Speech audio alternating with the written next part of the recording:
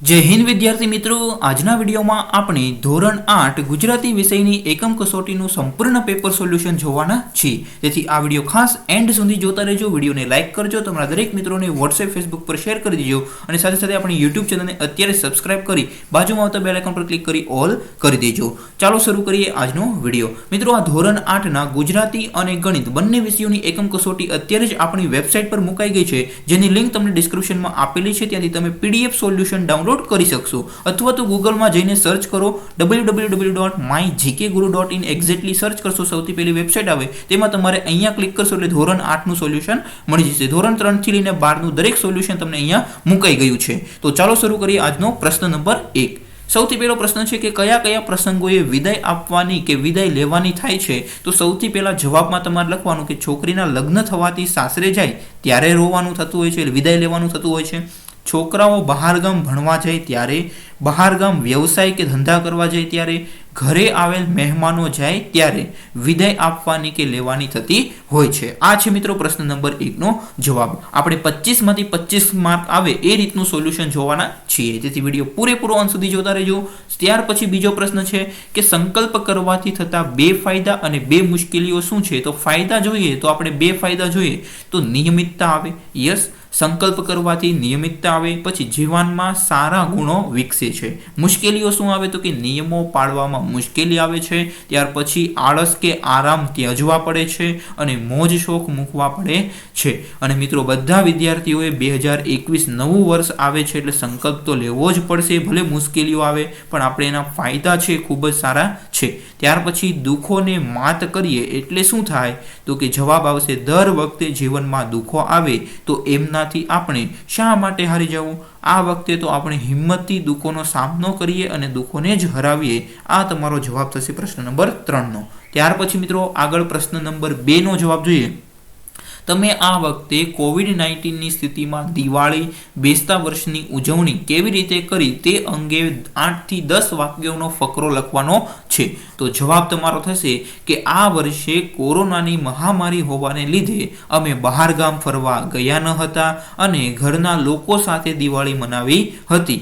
કોરોનાને લીધે બહારથી કંઈ ખાવાનું લાવ્યા ન હતા, ઘરે મમ્મીએ બનાવેલ મીઠાઈ જ ખાધી હતી, ફટાકડા પણ નહોતા ફોડ્યા, ઘરમાં દીવા પ્રગટાવ્યા હતા અને રંગોળી દોરી હતી। બેસતા વર્ષના દિવસે પણ કોઈ સગાવાલાના ઘરે રૂબરૂ બેસવા ન જતા ફોન અને વિડીયો કોલ કરીને નવા વર્ષના રામ રામ કર્યા હતા। આડોશ પાડોશના લોકો સાથે પણ સોશિયલ ડિસ્ટન્સ અને માસ્ક પહેરીને સાલ મુબારક અને રામ રામ કર્યા હતા। આ હતો તમારો મિત્રો પ્રશ્ન નંબર 2 નો જવાબ। તમને તમારી રીતે પણ નવો તમને જે લાગતું હોય તો તમે તમારી રીતે પણ સોલ્યુશન લખી શકો છો। વિડિયો પૂરેપૂરો અંત સુધી જોતા રહેજો। પ્રશ્ન નંબર 3 આપણે 25 માંથી 25 માર્ક મળી જશે જો વિડિયો પૂરો જોશો તો, અને સંપૂર્ણ સોલ્યુશન ડાઉનલોડ કરવા માટે લિંક ડિસ્ક્રિપ્શનમાં આપી છે, અથવા તો માય જીકે ગુરુ અત્યારે જ ગૂગલમાં સર્ચ કરશો ત્યાંથી પણ તમને સોલ્યુશન મળી જશે।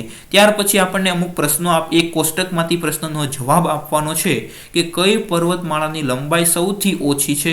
તો લંબાઈ અહીંયા આપી છે, તો લંબાઈમાં સૌથી ઓછી લંબાઈ જોશો તો 200 કિલોમીટર છે, જે કોની છે દક્ષિણ ઘાટની, એટલે જવાબ આવશે દક્ષિણ ઘાટ। ત્યાર પછી બીજો પ્રશ્ન જોઈએ કે તમિલનાડુમાં કઈ કઈ પર્વતમાળાઓ છે। તો તમિલનાડુ અહીંયા લખ્યું છે, તામિલનાડુ અહીંયા પણ લખ્યું છે, એટલે બે જવાબ આવશે પૂર્વ ઘાટ અને દક્ષિણ ઘાટ। આ બંને ક્યાં આવી છે તમિલનાડુમાં આવેલી છે। ત્યાર પછી અરવલ્લીની ઊંચાઈ કેટલી છે। તો આપણે અરવલ્લી અહીંયા આપેલું છે, તો અરવલ્લીની ઊંચાઈ અહીંયા કેટલી આપી છે 300 થી 900 મીટર આપેલી છે, તો તમારો જવાબ થશે 300 થી 900 મીટર। એક કરતા વધુ પર્વતમાળાઓ કયા કયા રાજ્યમાં છે।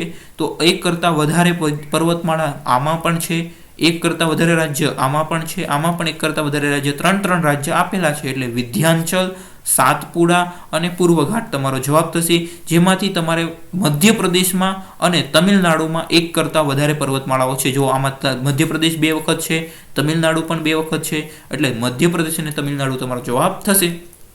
ત્યાર પછી 5મો પ્રશ્ન છે કે સૌથી ઊંચી પર્વતમાળા કઈ છે।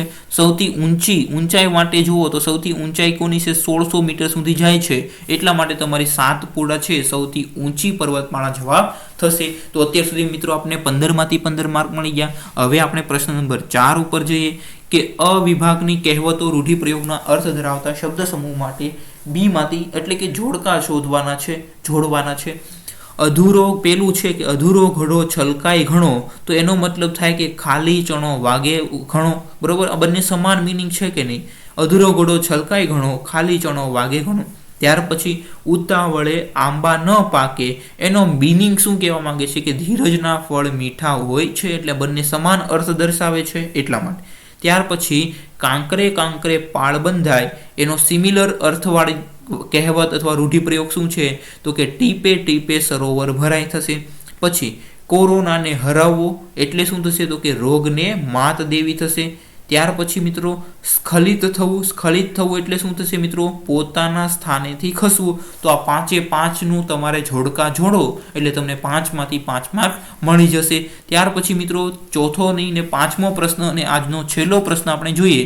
તો આમાં રેખાંકિત શબ્દો ફકરામાંથી દ્વંદ્વ સમાસના શબ્દો શોધીને દેખાડવાના છે. હવે દ્વંદ્વ સમાસ કહેવાય કોને? દ્વંદ્વ સમાસ એને કહેવાય કે જેનો વિગ્રહ અનેથી થાય. દ્વંદ્વ સમાસ કોને કહેવાય? અનેથી વિગ્રહ થાય તેને કહેવાય છે. એટલે કે બે સમાન નામ હોય, ક્રમ હોય, એને શું કહેવાય છે? દ્વંદ્વ સમાસ. જેમ કે આમાં જોઈએ રામ સીતા, તો રામ સીતાને આપણે શું લખીએ? રામ અને સીતા. અનેથી વિગ્રહ થાય એટલા માટે રામ સીતા કેવો સમાસ છે? દ્વંદ્વ સમાસ છે. રામ લક્ષ્મણ એટલે શું થશે? રામ અને લક્ષ્મણ. અનેથી વિગ્રહ થાય એટલે આ પણ દ્વંદ્વ સમાસ થયું. માતા પિતા, એમાં માતા અને પિતા અનેથી વિગ્રહ થાય એટલા માટે આ પણ કેવો સમાસ થશે? દ્વંદ્વ સમાસ થશે.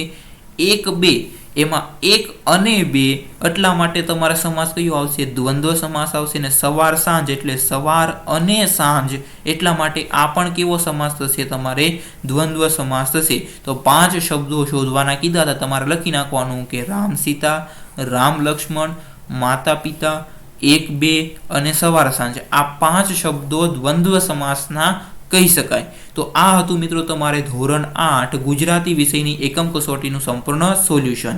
તો આપણી YouTube ચેનલને અત્યારે જ મિત્રો સબસ્ક્રાઇબ કરી લો, બાજુમાં આવતા બેલ આઇકોન પર ક્લિક કરી ઓલ કરી દેજો અને વિડીયોને લાઇક કરી તમારા દરેક મિત્રોને WhatsApp Facebook પર શેર કરી દેજો. અને તમે આ સોલ્યુશનની ધોરણ 8ના બંને વિષયોની એકમ કસોટીનું સોલ્યુશનની PDF ડાઉનલોડ કરવા માટે અત્યારે જ ગૂગલમાં mygkguru.in સર્ચ કરો, અથવા તો આ વિડીયોના ડિસ્ક્રિપ્શનમાં તમને ડિસ્ક્રિપ્શન જોતા આવડતું તો ડિસ્ક્રિપ્શનમાં પણ સોલ્યુશનની PDF આપેલી છે, ત્યાંથી પણ તમે PDF ડાઉનલોડ કરી શકશો.